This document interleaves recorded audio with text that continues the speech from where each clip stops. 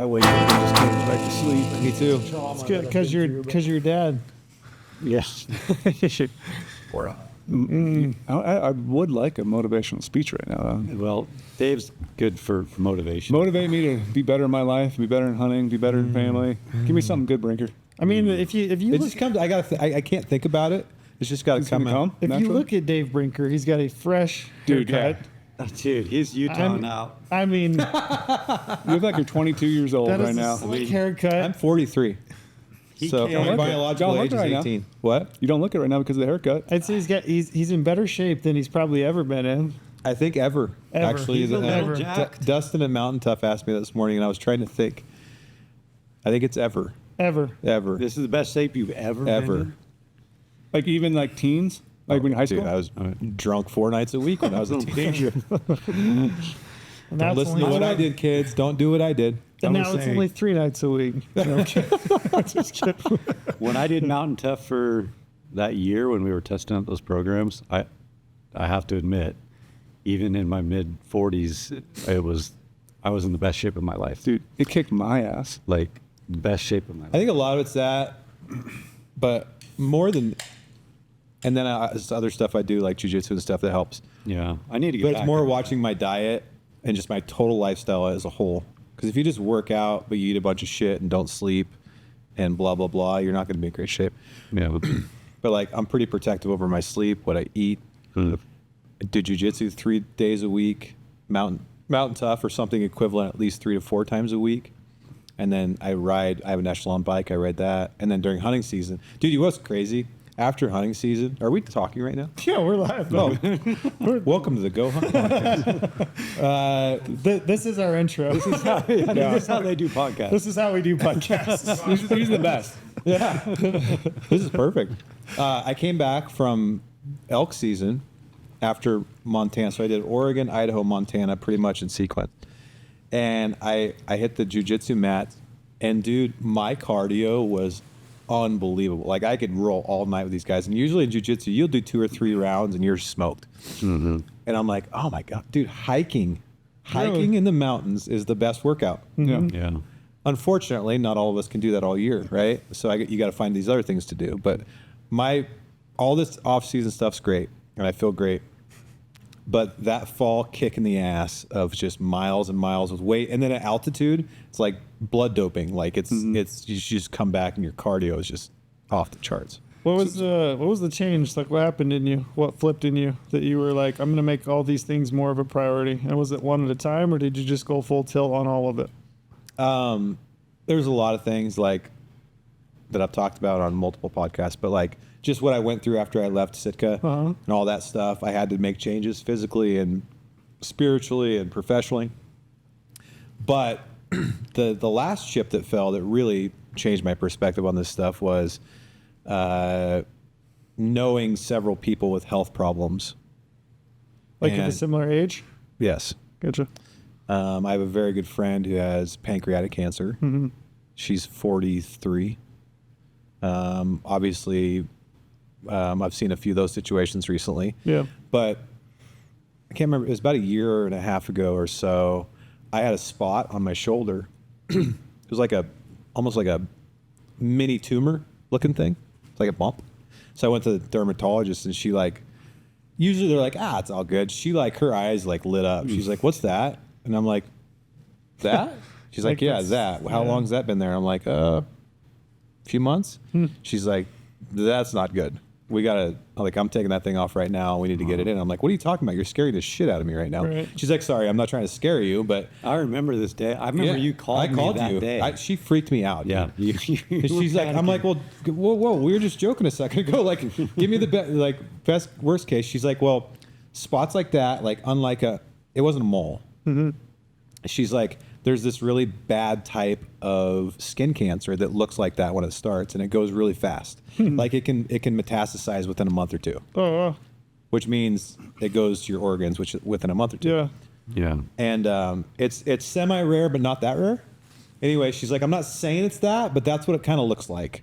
And I'm like, well, thank you. You know? Yeah. like, so was there like treatments? She's like, yeah, well, first let's see if it is. She's like, if it is, it's no big deal. You'll just have to go through chemo and all this stuff. I'm like, well, God, dude. Like, I just That's came in pretty here to crazy. have you look at my moles. Anyways, long story short, freaked the shit out of me. Then she's like, we'll get your results in 3 weeks. I'm like, 3 weeks? She's Yeah. just gonna go fast, and now 3 weeks. Yeah. Like, okay. That's a So long like, time. anyways, for 3 weeks, I did a lot of heavy thinking about, and I'm studying about this type of stuff that starts happening in this part of our lives. Like we're getting to the age where people around you get stuff. Yeah. It's not You're getting to fun. the age, Tro. Oh, I'm that age. How old are you now? 40? I'm 43. Yeah, I'm 44. So anyways, I'm like, we all could at any point get a phone call, right? Yeah. About ourselves. But we can all like up our odds of not having to deal with that. And the things that are in control are like our physical and mental health. So, and I want to elk hunt till I'm 90. So So that was kind of the catalyst then. that was it. I want to jump back to one thing you said before we get in our discussion. You said you try to prioritize sleep. That's my biggest downfall. Yeah, I think, know it in- is. You are like in my life a right freaking now night owl. is sleep. Yeah. And I have a hard time just going to bed normally, even though I know I need to. But it's like I have so many things in my head, so many thoughts. At night, that's the time when no one bugs me. So that's the time I actually do a lot of like my real work, because that's my freedom time. If you guys come no to one can Vegas, call me. you should stay at Brady's. It's just Dude, I got to go to bed at 9. It's just I do too, but it's always interesting when you get up in the morning. So like I'll get up at 5 and You still awake? I'm like 2 hours and 3 hours into sleep. I'll at that wander point. downstairs and Brady will be asleep on the couch. You would have been a good rock star. Yeah, right. You'd have been, my I missed musician out. friends, like my friend Zach Swan, I'll go stay at his house in Nashville. I'll wake up at 7. Dude, He's you still would- up playing video games. You would be like the ultimate country singer. Like You would have good luck. he does you have sing that at all? look. He's got the No. guitar. No, I have no musical skills that I Dude. know of. Maybe I do, and I've never tried it. You should We try. can get, hey, Let's they have get him auto-tune. going. You guys cut a record later. be your I agent. think. But like that's why though, like when I go hunting, I actually get the best sleep of my life because there's nothing else to do. I just think about the next morning for a little bit in the evening. Like I got a plan going. Go to bed super early. I get Yeah. 9 hours of sleep then. But most of the time right now, it's like 5.5, maybe 6.5 hours of sleep every single Yeah. night. I have a very hard time prioritizing sleep because I'm really lucky. I've never struggled, dude. I could fall asleep right here, right now. but that's the within thing too. next Though I 5 could do the same thing, but I don't have a good balance. I think of I want to be I work out late at night, which may be a downfall because I live in Vegas, so the gym's really packed at 6, so I go at 10.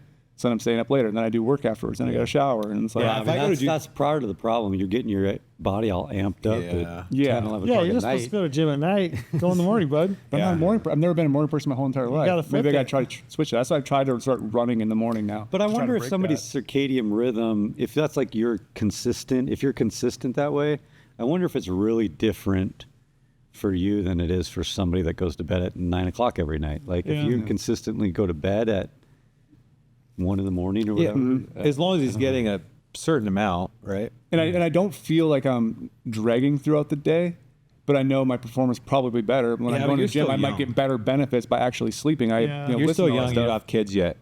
That's true too. So you're, I don't know, like, for me, I got to go, like, I am pretty religious about, I'm in my bed by 9 and I wake up at 5:30. Yeah. I'm usually asleep by 9:15.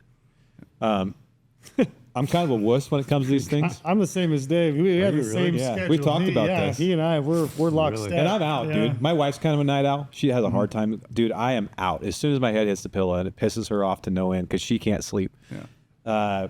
But if I even get 7 hours, for example, I can do that for one night. But if I do 2 nights in a row with just 7 hours, I feel like a dog. Like I am. I do not perform well. Yeah, so I like track everything, like Garmin watch, a Whoop strap, and the biggest thing I learned this last year, it literally says on there, I don't get enough sleep to get by. That was It said that. it says that. It literally says that. I'm constantly in Brady, sleep this debt. is God. I need to change your Jobs. life right now, so I'm trying to work on that. But like, It's a tough thing to work on, though. My wife struggled with it her whole life. I don't know. I have no advice for you other than I feel like it's one of these things that doesn't get talked about very much in our culture because it's not super sexy. Like it's getting buff. Like Yeah, getting buff sexy. Yeah, like- Sleeping, people don't. But based on the science that I've seen, and I've never read a study, but I've heard that there's studies out there that show that sleep's like one of the most important things. one of the you most can do for important things. longevity. Yeah. The Huberman Lab, he's got a podcast out on it that I watched, and it talked about like in the first, I can't remember if it was the first like 3 hours or 2, whatever it was, like your growth hormones, like peak in that first, whatever it was, 30 minutes, hour, 2 hours, whatever it was. And if you miss that, it's not that your body then like will do it later. Like you just miss it day. Mm-hmm. Yeah, that was a really good podcast. I've listened to that too. I usually probably listen to it and actually execute and just shut off at night. Yeah. My biggest thing is just shutting technology off. Like I'm not as extreme as these guys going to bed at 9, but if I'm on my phone or watching something on TV, like right until I want to go to bed, then I struggle. You know, one of the things I did, I turned I have a few email addresses. My main email address for my business in Oregon, I don't have it on my phone anymore. That's probably smart. That's So I don't get emails on my phone. So I stopped, like when I get out, I leave my office computer at like 5. I don't check my emails again until I sit down again the next morning. When I was at Sitka, it wasn't possible to do that back then. And like this is when Blackberries like were like crackberries. Like all night. I remember waking up in the middle of the night and checking emails. Oh no. Like that's not healthy. But so I got rid of that, did some other stuff. Although I do jujitsu at night and that amps me up because we'll do like saunas and cold plunges afterwards. And I feel amped. So I take melatonin sometime. Or if I'm traveling, like last night, I took 5 milligrams of melatonin just to go to sleep. I just don't sleep well in other places. But to add to the earlier stuff, the other thing that I saw, Trail, is when you get in your 40s, you start seeing your friends, some of your friends that aren't aging well because of their lifestyle. Right. And you're like, dude, I want to age well. Like, I want to stay healthy and agile and not look like shit. I'm just always curious as individuals. Like, I mean, it's apparent sitting across from you that within the last year and a half, 2 years, you've made pretty significant changes. I mean, you physically you look different. You look better. I mean, you do. I mean, genuinely, you look healthy and well. And I think every time I've walked up to you in the last year I've seen you, I've been like, Dave, you look great, man. I've significantly reduced my stress levels. Yeah, you look great. So I'm always interested on like what was the catalyst. Chris Porter knew me when I was at how'd you Sitka. find He's it? like, dude, I could never even talk. You're so stressed out all the time. Yeah. And funny thing is I feel like I have more responsibility now, but way less stress. I haven't really figured out why. Maybe it's maturity. Maybe it's resilience. I don't know. Bryce, you've always been in good shape ever since I met you. Bryce is shredded, man. I'm not. No, I mean, the last 6 months have been rough for me, as you guys know. But I need to get back on it. But I don't know. Last summer I was in really good shape. We did a board meeting. When was that? June, July-ish. And we did that hike. Oh, that's right. Yeah, July. And I was in great shape. Dude, I could barely keep up with you up the mountain. I'm like, dude, Bryce is an animal. Yeah. But I think for me, it's mostly trying to eat semi-healthy. I don't snack a lot. I'm not a huge snacker. I do love sugar. You love a little junk. Yeah. Oh, I love some junk. That's So my problem. I have to just be careful how much junk I put in. But I think overall, everything in moderation. I don't do big portions. I think health is becoming more popular. I agree. No, way more popular. Dude, the amount of It people really that I've met Health is since trendy I've now. been putting out these podcasts about like no alcohol. Yeah. Like the amount of people that have walked up to me that I would have never expected to have the conversation with. Like they're like, dude, I've been trying that. That feels pretty good. And I've said it on my podcast. I still have a beer or two here and there. So I'm not like this like super anti-alcohol guy, but I have talked a lot about the benefits of not drinking much. And I think that's even becoming more popular. Yep. Like the non-alcoholic industry is like a multi-billion-dollar industry now. Like, so I think that's good overall. I think people are talking about it more, and I don't know. Maybe I just caught on to the trend, and I'm like, this does feel good to feel good, you know? How did you cut stress out of your life? I'm curious. No, I didn't cut it out of my life. I still have stress. You still have. You still. I think as you get older, you handle it better. Okay. You know, like when you're in your 20s and 30s, you're still kind of. I feel like I'm handling it worse the older I get. If I'm honest. Yeah. Yeah. It You feels, like acting like everything's like a big deal constantly, no, and it thinking just- about it and analyzing it. No, or- it just feels like there's more. Like I feel like. you know, Yeah, but I think you're at that transition point. Like you and I talked the other day. Yeah. You know, your oldest son. It's my kids are getting older, and like I thought, That it would be easier the older they got, but as they become like teenagers, there's like a lot more emotional, and there's just like more of life going on with them. Like I worry about them more, way more as teenagers than I ever did when they were just young, and then work and everything. I'm like, I don't know, I'm getting worse at this, I think. No, you get It's a really good question, Trey. So I was curious. I don't know the answer to when it you said necessarily. Like that. clearly, I can't clearly articulate it. The one main thing is I don't work in a big corporation anymore, so I Sure. deal with less politics. Yeah. Right? When you're part of a huge company, there's a lot of politics and personalities and bureaucracy, and that stuff stresses me out because I'm a people pleaser. I like I don't love conflict. It's something I've always had to work on. But I certainly have a lot of stress. I feel like just as I've gotten older, I handle it better. Maybe it's because I've been through thousands of these situations professionally or whatever. The kid thing's getting more stressful because I'm in a similar phase as you. My kids are like, I have my first teenager now. My daughter just turned 13. Oh snap! And and that's definitely stressful.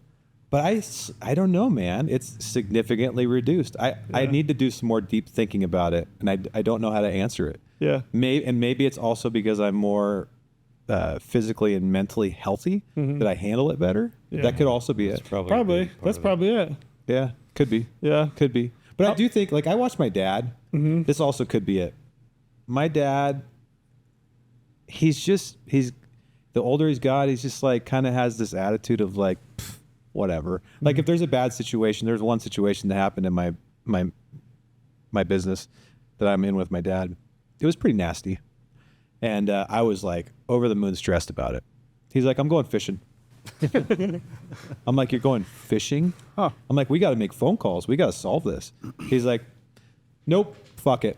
I'm turning my phone off. I'm going fishing for the day. We'll solve it tomorrow. I'm like, dude, I would not be able to do that. He's like, I can. He's like, you know why? Because as I've gotten older, all this shit is just a flash in the pan. It goes away. It's going to be okay. We'll figure it out tomorrow. I'm going fucking fishing. Excuse my language, by the way. Can I cuss in the go? Brice is going to yell at me afterwards. The other day I had to say language. Yeah, he's Brinker, like, watch your jeez. language. We're an open book. No C words. I actually don't say the C word.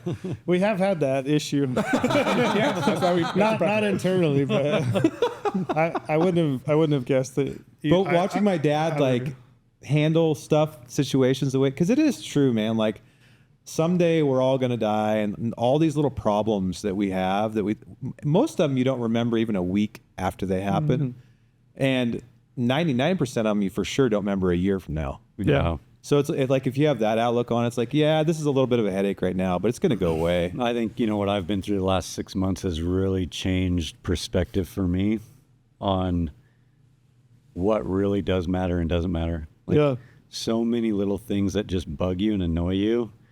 I used to let those just eat at me for days, weeks, or even months sometimes. But you go through kind of trauma and you just realize you don't have the bandwidth to give those things time and attention anymore. Like the energy you'd put into those little annoyances, you just learn that they don't matter. They'll just go away on their own, and you can put energy into things that really actually make a difference in your life or other people's lives. Obviously, Brice, you just went through something tremendously traumatic that was personal, but it was a really bad deal. And I got to say, watching you deal with it has been inspiring. Just super strong. Obviously, you have weak points too, just like every human, and it's a big deal. But I seeing like that, it like opens my mind to like real problems. We all work in the hunting industry. Yeah. These are like hunting industry problems, right? This guy doesn't like that guy. This guy's buck was smaller than this guy's. That guy it actually doesn't really matter. Or this product or this that. I love this industry. We all love the industry, but at the end of the day, it's just hunting gear and hunts that someday our kids are going to throw our heads in the attic.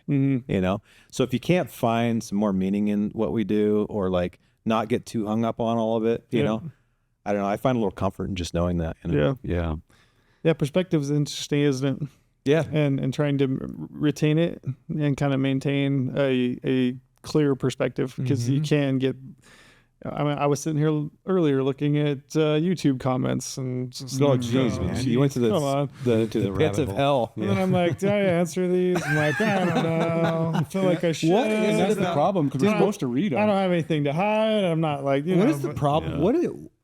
Like if you look at Instagram, TikTok, and YouTube and compare the comments, TikTok and YouTube are like the cesspool of social media in terms of comments. I don't know if these people are different than what happens on Instagram or what. I mean, Instagram, you got your haters too.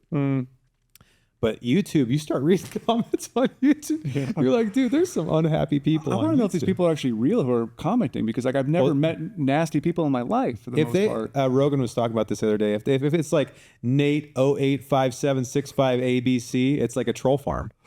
But why would they Troll farm find for out hate? my video and be like, I hate that guy? Trails of poacher.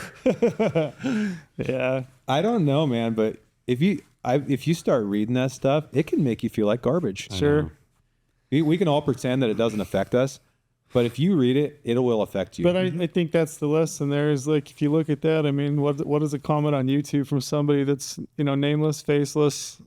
It doesn't mean anything. Like, where is the real perspective? Like, what does matter? Yeah. And like these kinds of things matter. Your family, you know, Yeah. the meeting and why you do what you do. So Well, and I think we all are in this industry for the relationships more than we are. I anything agree. else, right? Like, Yeah. it's cool to put out awesome product and see your brand grow or whatever. But the thing I love the most about it is being able to just build friendships Yeah. and relationships and do cool things with people. Yep.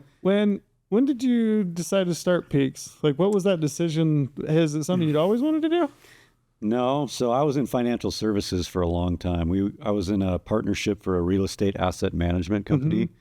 We worked with hedge funds, mortgage servicers, insurance companies, and they would give us portfolios of real estate properties, and they didn't know what to do with them. This was primarily through like the financial crisis in 08 Yeah, to the like about bottom end. 2018.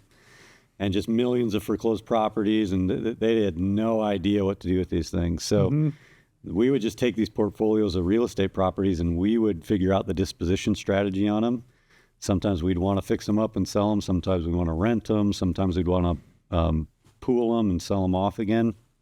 And so I was doing that for a long time.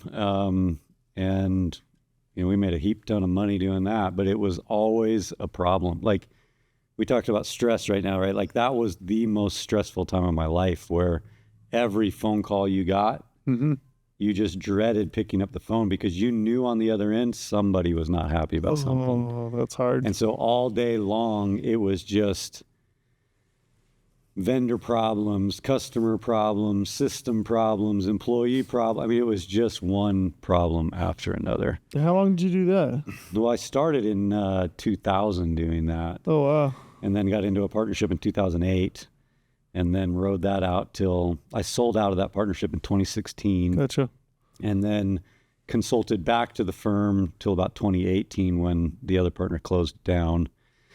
And, you know, between that 2016 to 2018 time frame, I just found peace out hunting. Like, it was my escape from the crap. Right. I had moved back to Bozeman and just started really diving back into backcountry hunting with my brother. And we were out hunting, and he was like, in this spot we're going, you need a pair of trekking poles. And I was like, dude, I don't need trekking poles. We've all been there. Yeah, I don't right. think we need them. And Let's so go see. he's like, yeah, you do. And I went to Walmart and bought like an $18 pair of trekking poles off the rack as we were driving out of town. And we were like 6 miles back in, and we were coming out, and we were walking down this rocky face, and I put one of those trekking poles out in front of me, and it just bent in half, completely in half. Yeah. There was no salvaging it. And so the rest of the hike out, we were just talking about like trekking poles for whatever reason. And we just were like, I wonder if you could make a trekking pole that's more designed for a hunter, right? Like, what would it take? And of course we were like, carbon fiber, it has to be carbon fiber. So I don't know why that conversation with him affected me so much, but when I got back home, I just started like tinkering, and I'm still consulting for that other brand and just, you know, like figuring this other thing out on the side. And I just kept messing around, and we kept breaking them and snapping like everything. Randy Newberg, like I reached out to Randy and to Corey Jacobson and was like, hey, we got these trekking poles. Can you guys test them out for us? Had no business reaching out to them at that point. I just knew Randy from a friend of mine. And, Randy was great. He was like, yeah, send them to me. Yeah. Actually, I had already decided I was going to call them Sissy Sticks at that point. So when I emailed Randy and he saw that was the name on them, he's like, dude, I had to call you immediately because this is the funniest thing on the planet. Yeah. So we broke a lot with those guys. They tested. They were great to give feedback to us. And I just kept tinkering. And then finally, one of my friends in town was like, what if we just try aluminum on the bottom? Like carbon fiber, the rest of it, but aluminum on the bottom. And so we did that, and we took them on a few hunts, and they worked great. And then Ryan Bassham, who's part of, our brand. Best mustache in town, huh? Yeah, best mustache in town, yeah. So he introduced me to Brian Call right about that 2018-ish period. And Ryan Lampers and Brian were going to New Zealand. And I reached out to him, and I'm like, well, he had just posted something on Instagram that said, hey, I left my trekking poles in Alaska or wherever they were. I need a new pair if anybody knows of a good brand. So Bassham was like, dude, you got to reach out to him now. Now's your chance. So I reached out to him and sent him a pair of poles, and he was like, dude, I'll test them, but I don't have high hopes for these things.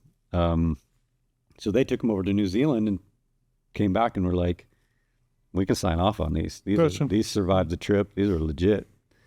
And at that point, I was like, okay, now we need to really put a brand together. And at that point, I just wanted to sell trekking poles. And it was the Hunt Expo that year. So that was like 4 or 5 years ago that I got introduced to Dave. 2020, I think. It was before that. 2019. It was 2019 or 2019.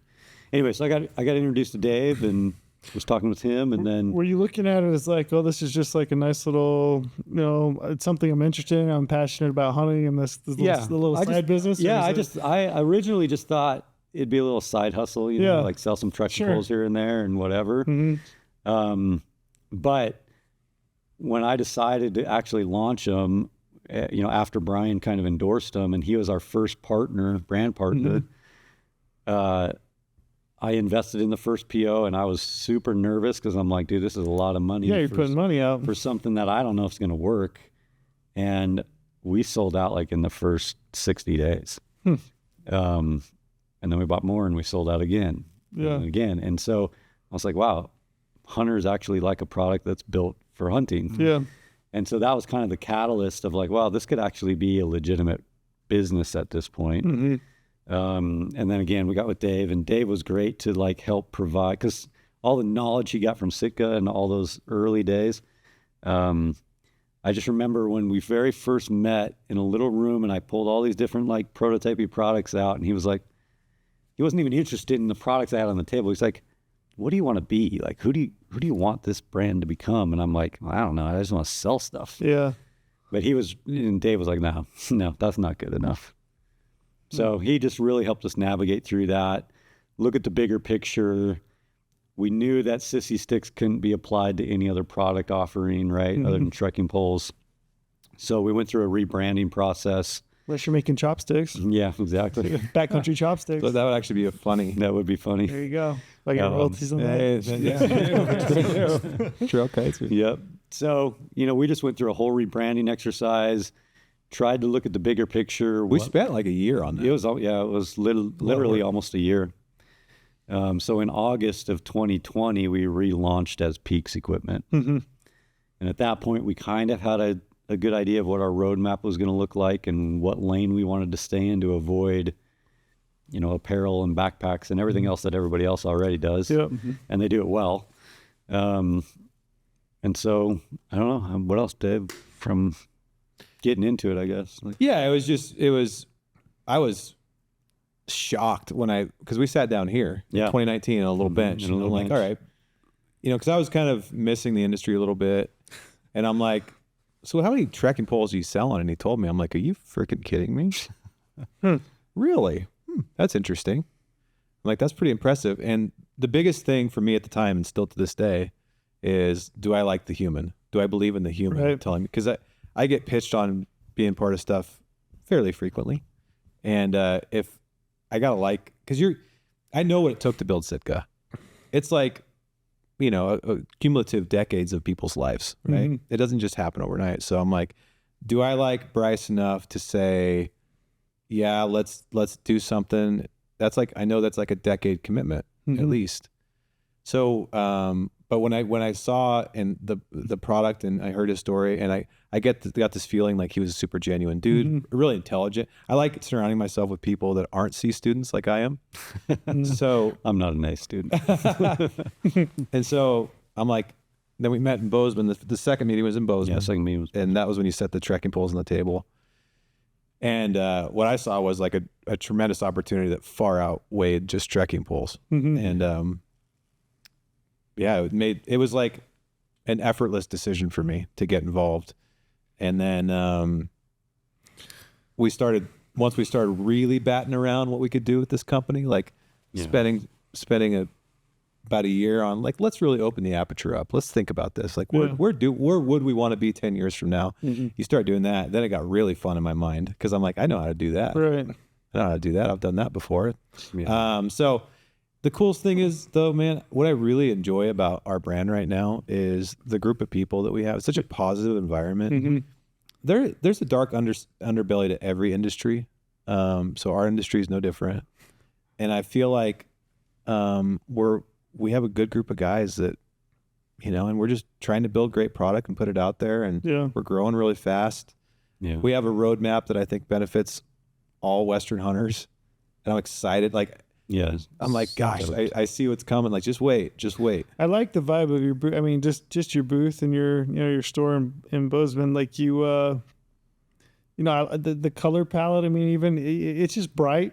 You're in there. It just feels homey. Yeah. I don't know. It just feels bright and shiny, and things seem good. And well, the color certainly wasn't. Yeah, a mistake. Yeah, no, I mean all the guys that I've talked to that work with you guys. I mean, all a good, positive group of people, and it seems like you have a really good thing rolling. Yeah, it's going really well, man. I'm excited. I mean, our trajectory is. I remember, dude, when I first started at Sitka, it was 4 of us or something, and I remember those days very vividly because I value them a lot. They're a really important part of my life. And it feels a lot like that. It feels very, very, very similar. However, I know a lot of it, and Brice through his business experience can prevent a lot of the mistakes that we made. We'll still make mistakes for sure, but I feel like we can do it a little bit more efficiently this time. A lot of people think of ideas and products. I certainly have a list of them that I've thought of over the years. I'm like, I need this thing. Nobody really makes this thing that I need. There's some version of it, but it doesn't really do everything that I want it to do. And I've got like this little backlog of things that I'm like, I wish I'd made that. I wish I did that, but I never do it. So I'm curious as to this. Why don't you ever do it? I don't know. It's a good question. Yeah. It goes back to the question I asked you. What was it that flipped in you? And that's, I'm curious in this thing, whether it's starting Sissy Sticks and PEAX, like what made you decide to do it?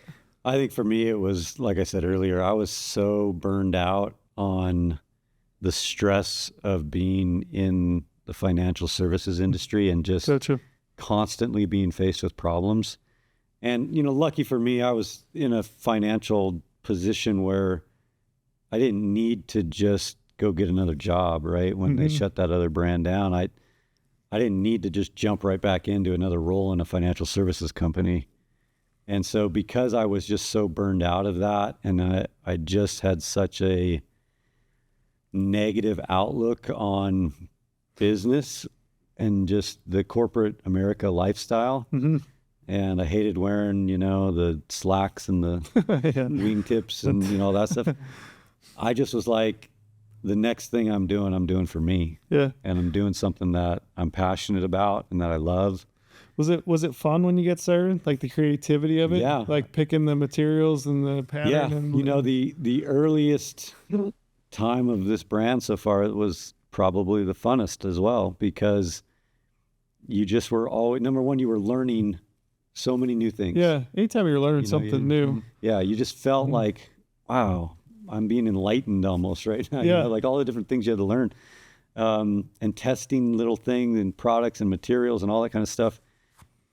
And honestly, it was a lot of trial and error and just failing at things. It was fun. It was a fun process. And so it was exciting. It was in an industry that I'm passionate about. It connected me with people that I felt like were genuine and I actually wanted to be around.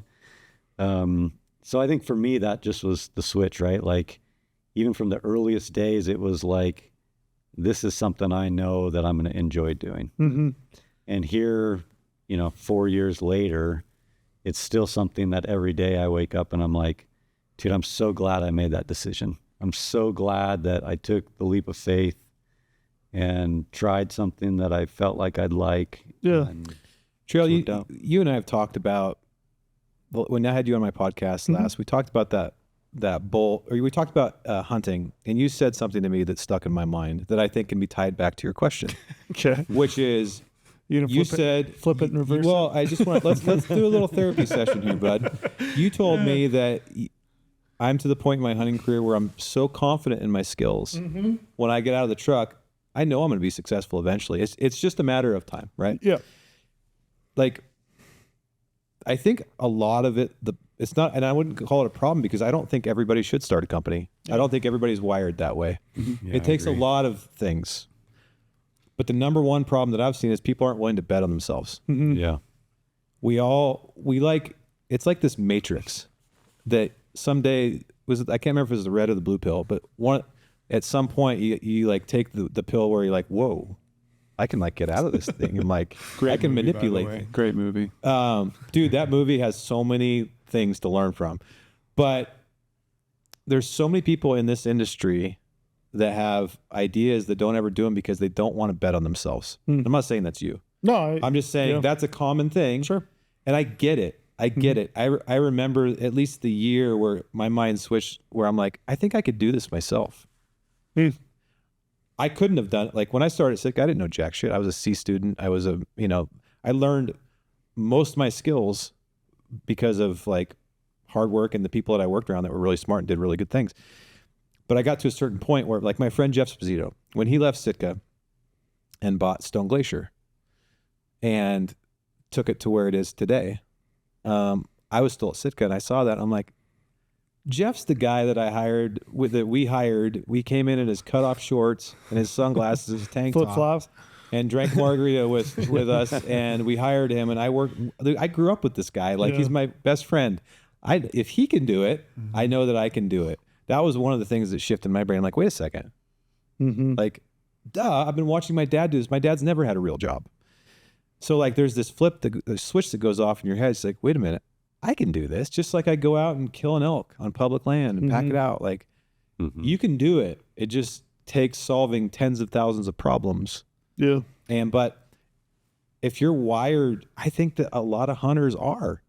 This is the way we have to be wired to be able to go out in the wilderness and try to do something that's never been done before at that moment in time. So point is, that's probably it. I talked to somebody that I respect a lot at Sheep Show that's like probably one of the most talented marketers that I know. Like they could do anything in the world.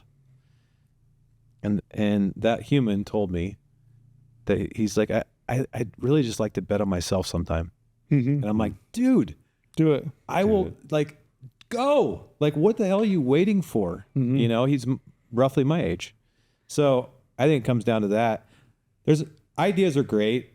Sure. But they're really worth not a lot. Yeah. Right? Unless you can pull them through, which they can, dude. We will all, like all these companies that are here right now, it's all great. PEAX, great. The reality is that the opportunities, the surface hasn't been scratched. Yeah. If like the right people had all the money in the world to like, you could start a company every week and be successful here. Like some of them are going to fail, some aren't. But the point is like the opportunity is endless. It's just a matter of finding the right people that know how to do it, because that is like most of the stuff Brice does at PEAX, like gives me a headache. Like not in a bad way, but like he's good at the things I'm not good at, right? Like he's really, really good at the things he's really good at. I'm really good at the things I'm really good at. And I think if you can he's done a really good job of surrounding himself with a lot of people Yeah. that know what the hell they're That's doing. a skill set in itself. It is, because you have being to able put aside find the your right ego. We had Dan Gates on earlier today, Colorado for Responsible Wildlife Management. Yep. It was incredible to sit and talk to that guy. Like, I bet. It literally fires you I up. mean- Once you get motivated for everything. but I mean, the information that he has, he's a smart guy. But more than that, it was just this. You spend an hour with him, like this guy is a leader. Like you wanted to follow him. Yeah. Sitting talking to him, I was like, I'm really interested in what you got to say, like based on who you are. You He's present got that yourself. energy. Yeah, he's got that energy. Like he has this fire and this passion. And I don't know, he walked out of here and I was just like, it's hard to believe that that guy's not born for that. He fits so well. He's doing this so well. Oh, So- is he the guy I've been seeing floating around all with these the beard. clips? Yeah, Mhm. Yeah. He does, dude. He has an Seriously. energy. I've Energy. noticed him. Like every time I see him, I stop and listen. But that's the interesting thing. I mean, I think, PEAX looking at you guys, obviously, you have your role. You know, you got your role. You have, And I'm pretty knowledgeable about what that is. Yeah. And I try to be really cognizant and conscious of like, David, that's not what you're good at. Like, that's me. Brice, what do you think? Ryan, what do you think? What, you know what I mean? It's Yeah. like, I've gotten my ass handed to me so many times trying to do things that it's just not my spot. Yeah. There's somebody that I talked to there that call it your magic zone. If you can find your magic zone and like work within your magic zone, all these big corporations out there that try to like work a lot on people's weaknesses, like it's all the focus. Like you suck at this, you suck at this. It's like, if they would take that energy and just devote it to really developing those people's talents and just let them be bad at what they're bad at, hire somebody else for that part. Right. I feel like we'd all be in a better place. Not that you don't have to work on your flaws. Sure. But I don't know, as I've gotten older, it's like, I know what I'm good at. And I know what I'm really bad at. And I'm totally honest about it. I tell you. Yeah, all the time. I think it's the biggest lie to tell people to go just chase something that they're passionate about. I mean, that's good. That's interesting. That's good. Yeah. Everybody's like, chase your dreams, go do something you're passionate about. Like, and I just talked about that a little bit. I mean, I'm passionate about hunting, Yeah. but I also know what I'm good at. And I think if people were to focus more on developing skills around what they are naturally good at, the success is going to come in that field. I tell my kids all the time, I don't care what you want to be when you grow up, but I want you to be the very best that there is at whatever that is. And the money side of it will take care of itself. If you learn whatever skill you're good at and you become number one, you're not gonna have to worry about money. That'll take care of itself. And so some people I think are just like, oh, I just want to be in the hunting industry. I just want to be, I'm passionate about hunting, but they don't have the skill set that really lends itself to be successful there.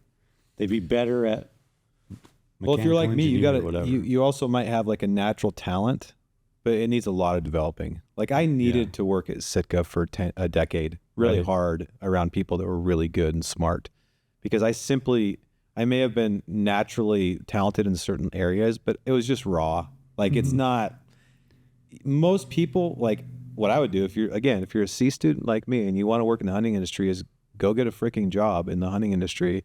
Don't feel like you're going to like get a CEO job or even make much money at all. Just find intern. If you're young, intern. That's what I did. My first 6 months at Sitka, I was an intern and I had to prove myself. I don't know. I just think there are people that are naturally really smart that can kind of, maybe start a company when they're like in their 20s and have a lot of success. But I think for the most part, most of us have to work for other people for a while to learn how to Gain do those it. skills. Yeah. Otherwise, you're going to make a lot of mistakes. Well, when we started PEAX, I remember, gosh, I'm really good at the analytical side, right? The money side, the numbers, calculated risks, all those kind of things. What's your degree in But I finance? sucked at, Business. but I sucked at the marketing side. Yeah. Like I remember we didn't have any money, so I had to figure out how to, learn Adobe Illustrator to like do graphic design work. And I would do these things that I thought looked good. I thought they looked real good. And then I'd go, Dave, take a look at this.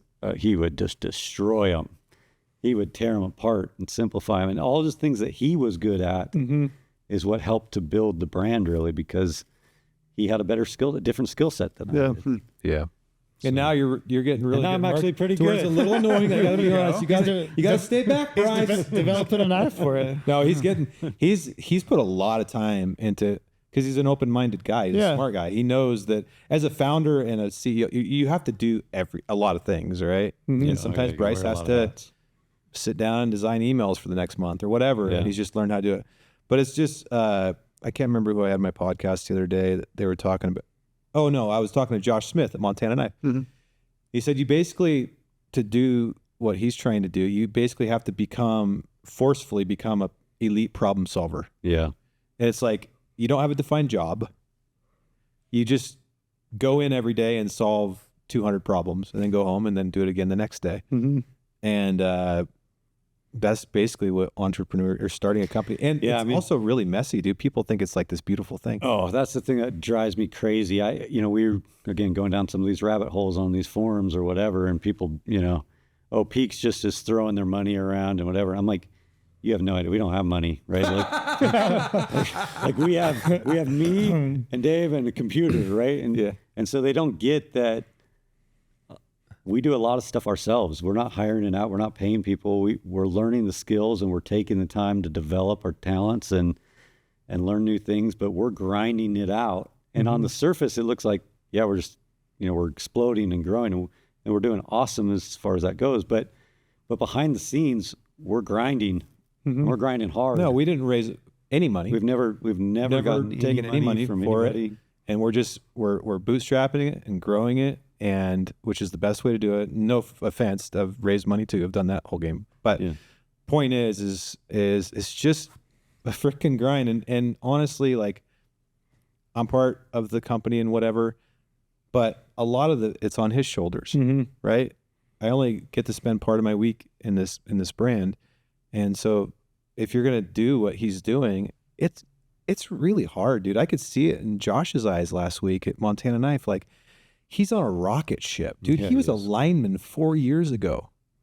He was buying Sitka full price 4 years ago and was a fan of mine. And now I'm like a super fan of his. And I'm like, dude, where'd you come from? He's like, I liked your stuff. And then I was a lineman, and then I started this, and like, now it's like crazy. And I have 50 employees, and we're still building knives in my yard. And I don't know, if you value adventure, and you're wired for it, and you have people that have the skill sets for it, I think it's super fulfilling. I do. Yeah. And Trail, I would bet money, real money, that you have ideas are really good ideas, because I know you, and you're like super analytical, and like obviously like a really great hunter, man. I mean, I'm not trying to, I want you to stay at GOHUNT, GOHUNT.com. You want my ideas? Use code altitude. Just kidding. Well, you weren't really a C student, were you? You I was. That. No, you weren't. Yeah, I graduated with a 1.83. Really? Yeah, that's actually less than a C student, isn't it? Yeah. Yeah, you're a D student. But it wasn't because I was like dumb. No, of course not. Give a shit. Yeah. I right. didn't value it. I played more. I mean, honestly, I hunted a lot. Yeah. And Gotcha. I tried hard in college, and I still only got a 3-point. I'm not like a book smart guy. Yeah. Isn't that interesting? I feel like I have a good gut. Yeah. And I have, like, I'm pretty honest and straightforward. Don't have a huge agenda.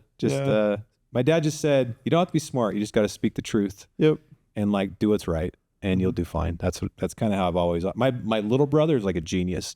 My older brother, genius level stuff. I was like the average student, but I just kind of, I always felt like I had to overcompensate too, like for work. I would, and to my detriment sometimes, like I would have to work harder than the guy that was really smart, and they could whip out a presentation in an hour. I'd spend 6 hours on it. But there's value in that, though. I mean, you developed, it required you to develop into who you developed into. Yeah. For what you had to work for. I don't know. I've just never tried to pretend that I'm smart. So I try to listen to people that are smarter than me. Listen to a lot of podcasts, Brady. Yeah. Podcasts are good. I listen to yours all the time. Hey, I learned something. Dude, when are we going to do a reunion? I know. We need to, badly. That was so fun, that hunt. Just to camp. Again, like we're talking about the people. I miss my rental car. I missed the rental car that I had. I miss looking in your rental car and seeing how much junk you had. What was sitting the up. brand of car that I got? A You guys- Kia. It was a Kia. or My something? favorite thing was just sitting out there in my blind and watching Dave just cruise everywhere. Because he couldn't see his blind. I'd see him out in the distance, just like the car going. I was like, spotting oh, there goes- stalking there and they were goes sitting in Dave. blinds. And every time he came back, he had like all these wrappers and like, where there's no gas station anywhere around here. Where'd you get all this food? I drove like 40 miles to get candy bars and like Yeah, all the burger. goodies. I think you had a burger. I had a there. great cheeseburger. Yeah, good cheeseburger. That was. It was But like hilarious, that, dude. But again, like that hunt, like I said, the people we were hanging out with was just so fun. It was so fun every night to come back and just hang out. Dude. You would want to go to bed at night, but you want to hang out and talk to each other. Yeah, dude. That All the stories we had, just the camaraderie at camp, like that's I what kind hunting of is like all those about. low stress hunts. Oh, Like best. antelope, you want to be successful. We all wanted to be successful, and I probably blew 20 stalks to kill one. But it wasn't about that. no, it was just hanging out. having Sometimes fun. I feel like my elk hunts, just because that's like my species that I love. I feel like there's a lot of pressure, Yeah. and it's less about camaraderie for me. Yeah. But like antelope, bear, mule deer. mule, like it's like Yeah, like how I slipped that. Brady's in. like, don't you dare!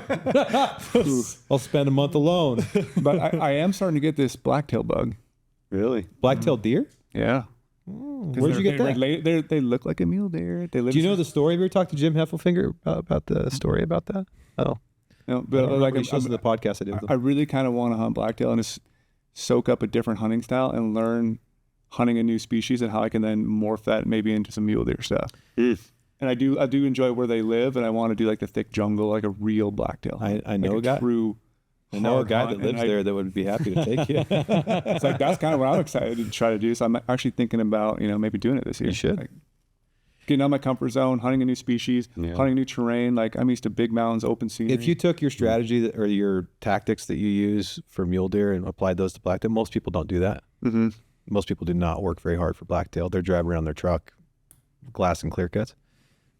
You'd be tremendously successful. that intrigues me a lot. Just getting out, doing something different. They're a mysterious animal, man. I don't know many great blacktail hunters. I know a few. I even Pretty have rare. a bunch of blacktail hunting books I bought over the years, just reading. I'm just trying to learn. Do you read what's the one from the 80s? The guy in Eugene. He was a Yeah, legend. I can't remember what his name is. I have that book. Blacktail. Yeah. Is it Hogan? Yeah, something Yeah. like that. Hulk Hogan. No, it's No, not Scott. Are you talking about Scott Hogan? Hogan. Yeah. Yeah, he's really good. Yeah. Yeah, but there's another guy. I'll have to That's find more it. recent. That's more recent. Yeah, I'll have to find it. I read it when I was a kid. This guy was a legend. Like that. Yeah. Dude, Cameron Haynes, Yep, I have that book too. legendary blacktail hunter. Yeah, back he in the day. is. Yeah. Like doing what he did, people can say whatever they want about Cam. Doing what he did with blacktails Yeah, is pretty impressive. extraordinary. Yeah. It is very difficult to kill a mature blacktail. I spent nearly a month in a tree stand this year and I was unsuccessful. I killed a little buck and I worked really hard at it. My buddy killed the buck I was trying to kill. Bastard. So that's what Trail would do to me. It's not true. I was happy for him, kind of. Yeah, a little bit. No, you should, dude. I think you'd really enjoy it. Again, it's just something different, something new. Yeah. Where do you guys want to take Peaks? Where do you want to go with it? Brice gets mad at me because I always reveal our plans publicly. So you don't want to give up too Yeah, much? go for it, Dave. No, he likes it. Where do we want to take Peaks? So our overarching goal is the philosophy of how do we make people's life just a little bit easier in the backcountry to where they can enjoy it for what it is. Mm-hmm. You're still going to suffer a little bit. There's still going to be some misery and all that, but that's like our tagline's thrive in the mountain. Huh. So like leaving aside for now, not promising we'll never do apparel. If you can imagine anything outside of that realm, it's fair game. On the table. Fair game. We are not siloed in any single category. Mm-hmm. We may make turns where people are like, whoa, I didn't see him going there. Yeah. And I won't reveal them right now, Brice. We had a conversation this morning that has not been done in this industry. Correct. But it's really at the end of the day about the backcountry situation, Mm-hmm. mostly around the camp. That's where we want to go. We want to, but the answer is you just never know, man. I remember these talks at Sitka You never know. I never personally thought we'd do waterfowl. Right. Like, it was just, we were a sheep hunting brand, right? Like, we do sheep, like, just Then the you were premium like, stuff. well, let's see, there's like 10 total sheep tags in 8 states. So Yeah, right. Yeah. no. That's like what I appreciate you guys though. It's like the conceptualization of the products though. They're all well thought out, and it's like I don't even know how you guys go about thinking of what you're gonna release, and how you do it. But everything that's came out, like It's a super I'm not gonna clean, bullshit, but like smooth it's process. all awesome ideas and product. Yeah. It just goes back to what Dave said. Like, if our goal is to help a backcountry hunter thrive on the mountain, what is that going to take? Mm-hmm. It's very difficult to like totally innovate something that doesn't exist today. Mm-hmm. But how do you take what is out there and make it just that much better for the hunter, right? And so that's really the focus, is just And how do we- sometimes that'll be like total game changing things, and sometimes that'll be incremental changes, Yeah. just like every other brand. yeah. We might just think we can make a mousetrap just a little bit better sometimes, or we might create something that's like, whoa, no one's thought of that yet. Yeah. I think the cool thing about our business is like, I look at it as kind of like an innovation center. Like, we are not just an apparel company, for example. We're like I said, we could come out with something that's like, whoa, that's not even in any category we do. Now, we have a pretty defined plan for the next few years that are pretty tight to certain categories. But as we move along, I think I'm excited about our level, especially right now. Like, we can make moves I don't think anybody else can. Well, there might be people that can. But even like the small details though, like cross-truck stabilization. And that's Brice and Jason, our designer, and Jesse, our product team. Like, this is part of Brice's magic zone because he's so analytical and smart. I like great product, but I'm not really like a deep product guy. As long as it works just good enough for me to kill an elk or whatever I'm doing, I'm pretty good. These guys are like meticulous. And then when you start introducing the Lampers into the table and these other people that help us with product testing, Brady, Miller, Trail Kreitzer, whoever, and they aggregate that feedback and create these cool new ways to look at things, like that cross-trek stabilization system in the teepee, for example. Perfect example. We could have just put out a teepee. Yeah. Right? But it's like, wait a minute, we already have trekking poles. There's got to be a way that we can integrate to make the experience just that much better. Yeah. So what's the percentage of more head space up there? Like, I think it's like almost 30% more headspace. So it's like 30% more headspace and for a little bit more thought. And now we have a product that's like, okay, yeah, there's other teepees out there.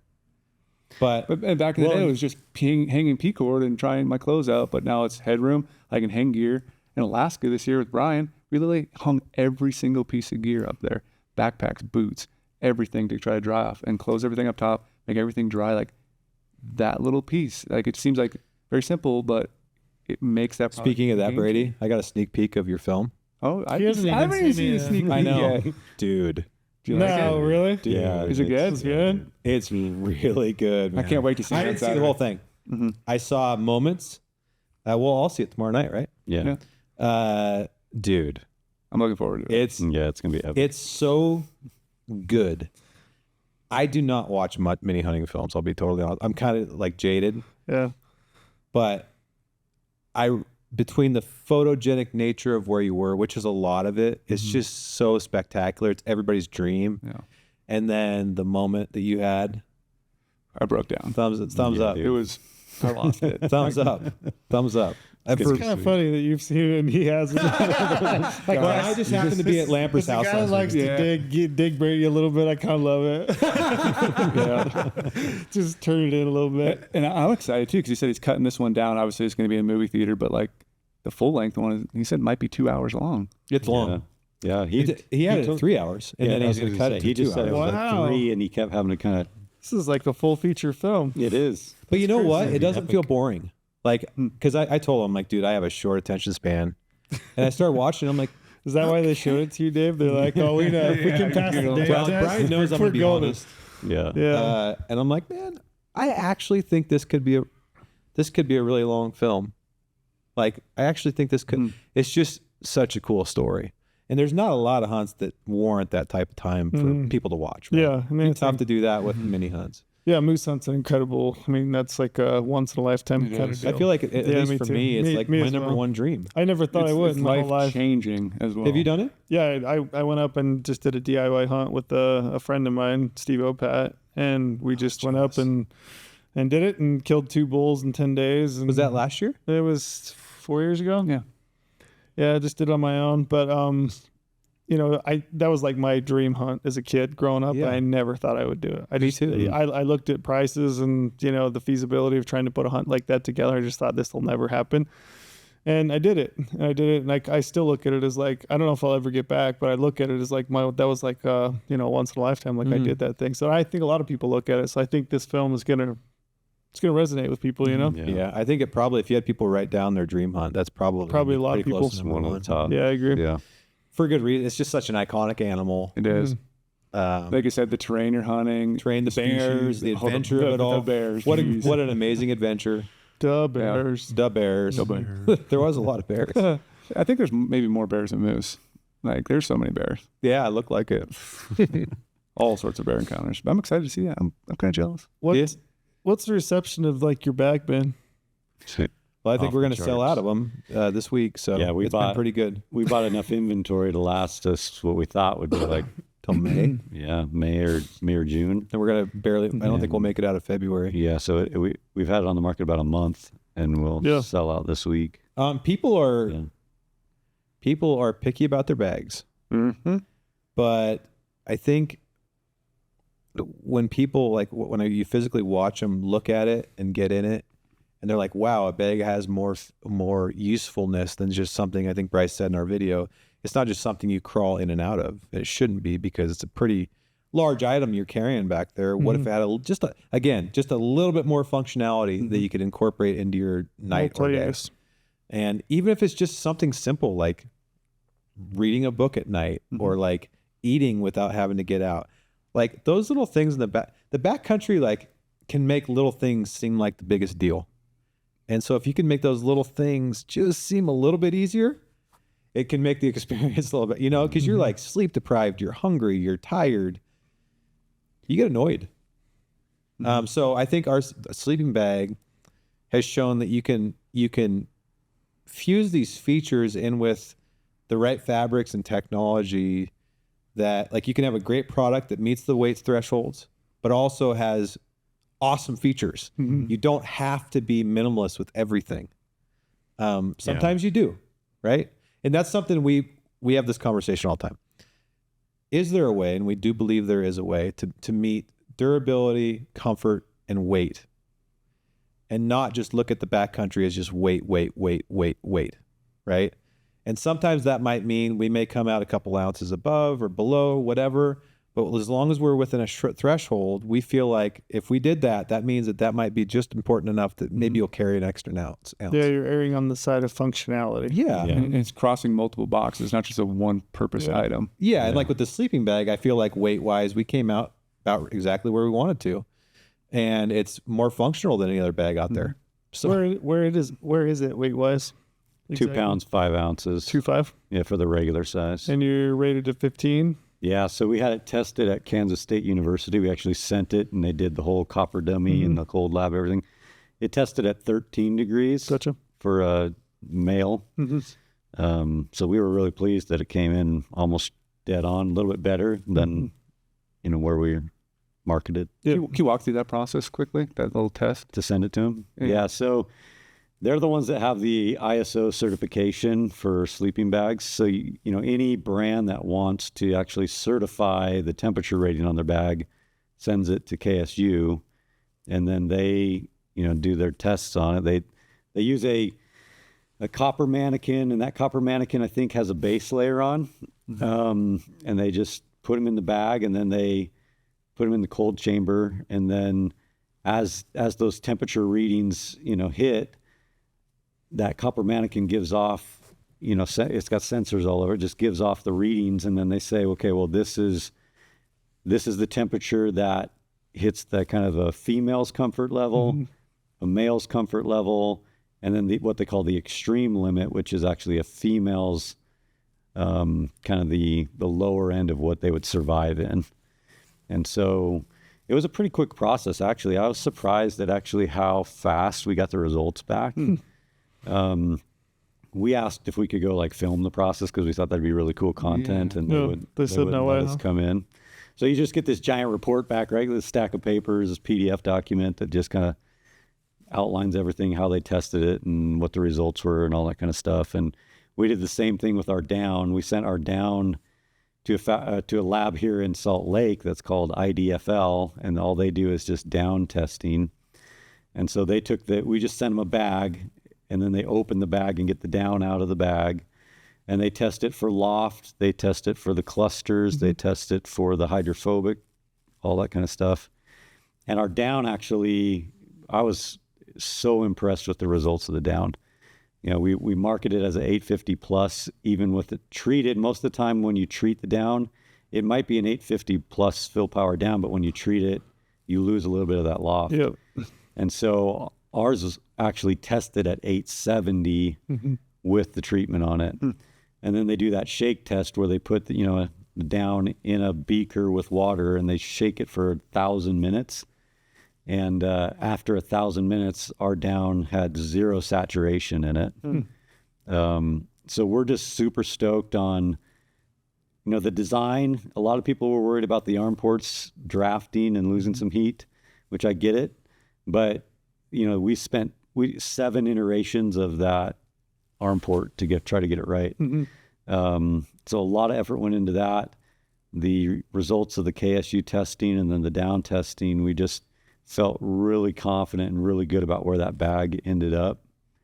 I've been sleeping on mine on the floor the last 2 nights. Literally has. But it's funny you bring up the arm ports because I've been laying there with my arms out the arm ports, with my phone, just like reading or whatever, scrolling, which is kind of handy. I mean, it's just like little things. When we were, I think this is probably iteration like 4, maybe 5, somewhere in there, I finally let my brother use one on a bear hunt that we were on. And he just hadn't been used to that. And he got in the bag, zipped it up, and he was laying there, and he started to get a headache. And he was like, I'm in my bag. I don't want to get out. I don't want to lose the heat, whatever. And he just forgot about the arm ports. And then after 15 minutes of suffering with the headache, it just clicked. And he was like, I've got to get out of my bag. Yeah. And he just rolled Stick over, my arms popped his up. arm out, got in his bag, got his medicine, put it in, rolled back in, put his arm in, and he was like, that was the best thing on the planet. Well, dude, your bag's like your safe haven. Yeah. It's like the one of the- 2 things you look forward to doing when you get back to your I was tent. going to say a lot of days it's the best part of your day, right? When you can't wait to crawl into that Yeah, thing. horizontal and it's get like comfy. it's Yeah. the The best. thermal image testing was the coolest thing we did with that bag. So Montana State University actually has its own cold chamber because they have a snow, I don't know what it's called. They have a lab that Yeah, tests snow machine? snow, cold, whatever. I don't know. So we were able to actually get access to that lab, and we went up there with the bag, and we had thermal imaging cameras. And to see our bag, when somebody puts their arm out and it cuffs around and you're losing a little bit of heat or whatever, but to then look at a competitor who has to unzip it's like that it was like fire coming out of bags. Like when somebody unzips it and all that heat escapes. And then when you can just get your arm out and you're just barely losing any heat and then pull it back in and it seals right back up. We were like, that's what really sold it for us. And you can see there's a video on our YouTube and on our website that kind of shows that part of it. Yeah. And you can see when they slip their arm back in that thing, the heat just stops escaping. Yeah. Yeah. So that was actually a super fun part of the development process, was going into those labs with the thermal imaging cameras and testing it. How do you guys think of that process? Like that you're going to test using thermals? That just I can't remember who brought that up. It was either Jason, our designer. Probably Jason. Our designer is like, It might have been super Kime, nerdy though. when it that's a comes to super stuff. cool idea. It's like it makes sense to me. Like yeah.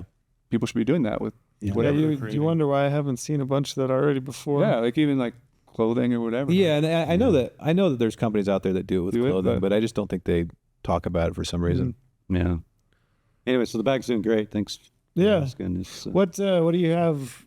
Do you have new product at the show? I haven't we even, have too much new product. I at the haven't show. even had a chance. Literally.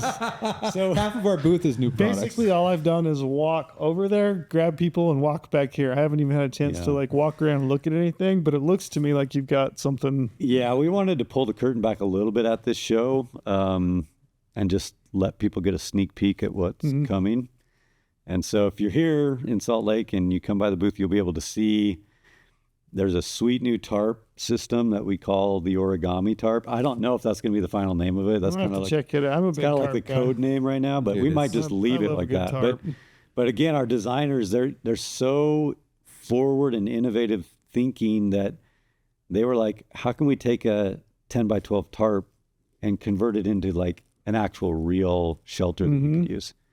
And so they origamied that thing up and figured out how to like fold it here and clip it there. And So it's not just a straight rectangle. it is a straight rectangle, Okay. but when you fold, you got to come see it. Yeah, look I at gotta come see it. close. I'm a big tarp proponent. I've packed a tarp everywhere I've gone. So. Yeah. So we have 10, a lot of 15 people years. that have seen it at the show that have been like, man, I would just use that all fall. That's yeah. So I think that's going to be really cool. That should hopefully come out this summer at some point. Origami. Or we don't know if that's Maybe? the name, but it's a. That was our Looks like- code name. Dan, was kind Dan of our looks like code he's name. workshopping it over That was there. well, I haven't solved it yet. That was our project name. Yeah, it was a project name. I like it. It was nice to use in Alaska, I will say. And it makes sense. It's right? a cool product. It is really cool. It is a really, is. really, and again, multi-use. It's just Yeah. something that extends out to, its main use is one thing, but it extends out to another use. Yeah. Yeah. So then And then the we- stove. Oh yeah, the stove. Yeah. Talk about the so, stove. a little we've bit. been working on this stove has been an engineering nightmare. I'll say that. Like, if it's a miracle that it's where it's at today and it's so close to being done. When we first started this project, like I looked back at our first correspondence that we had with a factory that we wanted to partner with. I think that was towards the end of 2020, early 2021 when we first started these conversations. So it's been the longest product to develop. It's been the most expensive product to develop. And because we just wanted to leapfrog everything else that was on the market, Yeah. right? Like there's so many ultra lightweight stoves that are out there, but they all kind of look the same and kind of function the same. And there's challenges with wing nuts and assembly time and loose parts and all those things. So that's really what we wanted to solve, was the ability to like still meet the weight threshold like we talked about, but quick assembly time, no loose parts, and actually engineered to fit together and to be tight. Yeah. I noticed the legs and, like you said, how it fits and locks together. Like I briefly saw it earlier. I want to go back and look at it, but I was like, whoa, Yes, dude. you guys solved some things. it's I didn't pretty even think sweet. about that. You Was say it so much politically correct than I do. I do. Yeah, when you describe the other stoves in the industry. Oh yeah, listen, his explanation's great. I think the other stoves in the industry look like your drunk uncle welded them in their garage. and they kind of fall apart and Yeah. stuff when you No offense. assemble them, and then it They just just goes. pop, Just, explode. No Yeah, offense, down no, and everything. not bashing or anything. It's just the way that it feels that way. It feels like there's a lot of innovation needed. And so, yeah, that's been a nightmare, I know. Yeah, but we're so excited. I mean, We're really close. I am Really so close. excited. I'm more excited about the stove than I think I've been about any product that we've engineered. Cool. It's just been because it's taken so long to finally see it like right on the edge of being ready. It's been really exciting. And you're close on it then? Yeah, really. That should launch this summer if all goes as planned. Yeah, we're close. And we then showed the there's- Dyneema TP yesterday. Yeah, the Dyneema TP, that'll be out later this year. Explain what Dyneema is for people that don't. So Cuban fiber, I think most people know what Dyneema is, but because it's kind of making its way. But it's, the benefits of Dyneema are obviously weight savings, 100% waterproof without any type of coating on it, and zero stretch, right? So those are the three big benefits of Dyneema. And obviously we feel like we have a really premium TP, just the design and the way it works. So we know we have to offer it in premium fabric as well. I do have to publicly apologize right now. So when your guys' sleeping bag launched, I had a photo I took of myself, a selfie, and I totally spaced that the Dyneema Shelter was it? in the background. So I saw some of those comments. I forgot to ask you. It was like, is this coming out really soon? Yeah. You're luckily we're a leaky brand. Yeah. Yeah. I know, And right? then, we don't. and then I was like, oh gosh, because a lot of the comments were like, geez, Sleeping Leg's awesome, but is that a leak of the new Peaks? And I'm like, oh gosh. Yeah. Oh gosh. No, that's I great. apologize, but No, that's It looks awesome, great. dude. That thing looks awesome. The Do you have tiny one over there? Uh huh. Yeah, we It's had not it up anymore. We took yesterday. it down Oh, because gotcha. Yeah, took it down. yeah. So that'll come out this year. We do have a full and half nest for the teepee as well. I'm super stoked about the half nest because you can still run that with a stove. And so if you're in a buggy place and you need protection, you can do the half nest and you can still run the stove at the same time. So you get like a whole half of a teepee basically as like a vestibule with all your gear in the And a stove. stove. so you're saying I can have protection from ticks on spring bear hunt? You bet. Isn't that going to be epic? Oh, yeah. Yeah. I don't care. Everybody I've talked to picking them says out of Brady your just hair. goes straight to bed, doesn't even Yeah. check, no tick checking. You wake up in the morning, you got like 6 of them attached to you, and you come back, and luckily I got friends with access to medication to give me to make sure that kills everything that might have attacked me. But Ouch. What medication? Does it prevent Lyme disease? oh, I can't remember. But I got back and I was like, dude, I had so many ticks on me. I don't know if it was like exhaustion or whatever, but I was like, I kind of feel a little weird right now. And he's like, I got something for it. And he Really? like I didn't have to go there. He prescribed me something, and like Ivermectin. yeah, something good. But I was Oh, like, you're gonna get censored. He's totally something preventative, and I was like, dude, that was amazing. Having a friend with a good hookup and cares about your health. Yeah.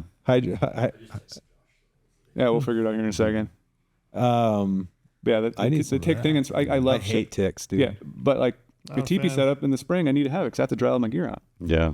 And like, yeah, it's open. There's creepy crawlers. I'm a big fan of the nest. I'm kind of a Dude, nest I guy. am too. I didn't know if I would be, but after seeing it and testing it and having a few other people test it, like, I'm super stoked about that. Nice. So, and then a few other things that we'll just keep the secret. Yeah. Secrets are no fun. Secrets hurt someone. We can talk about those later, huh? Yeah. Yeah. So, We've had you guys for what, hour and a half? We'll cut you loose, but I was curious, did this conversation go anywhere where you thought it would? I had no. Yeah. I've learned to have Yeah. no expectations for podcasts. I think those are the best. for me. Rogan always says, like, just imagine we're at dinner having a conversation. I Yeah. think that's how these should be. Me Yeah. too. And usually I love just talking about business and Yeah. life and Yeah. people and Beginning of the podcast, I thought that was gold. yeah. Do you even know we were rolling? I thought those were some gems we were talking about for a long time. I found out I need to figure out why my stress levels have gone down. Yeah. yeah. makes me curious. I didn't start smoking weed. Nope. I That just make it go up, right? no. I appreciate you guys. Yeah, and You guys are Yeah, awesome. thanks for having Appreciate me. the friendship. Appreciate the Yeah. friendship and the partnership, and Yeah, you bet. We got to do a PEAX GOHUNT and just yeah, nothing That'd be so serious, nothing fun. too serious though. Yeah. Something easy. We should know go what we to should freaking do? We should- Hawaii and do some if like you- access Yeah, stuff together. access deer. That's Brady another one wants I'm to- interested in. Dude, I'm so tired of throwing out Hawaii invites people that never come. So I just tried. You've told me I like invited- 5 times you've invited me to go. if Brady wants to hunt blacktail, we should go to Kodiak in July. Kodiak would be awesome. and hunt Yeah. blacktail. Yeah, Camp, that'd be fun. camp out and hunt blacktail. Yeah. Big bears, Big deer. bears, Love me some big bears. country, blacktails. When does that open up there? Is it in July, really? It might be August. August. It's I hunted it. The only time I've ever hunted it was in I've done late October. I've done October and November. Yeah. And I see those guys up hunting like the Alpine when it's super green, spot and stock. That like looks August. awesome. That looks incredible. I think that's what Lampers did last yeah, August. it Right. wasn't Kodiak, but yeah. Yeah. And you could kill a blacktail. There we go. We just Let's saw do an it. idea. Okay, Let's do it. let's do it. Done. Okay, that. it's a deal on this podcast. Nope. You heard it here first. Yeah. We're going. I've been wanting to go back there for so long, man. Yeah. Yeah, it'd be fun. Be a good trip. We got to get Bryce out.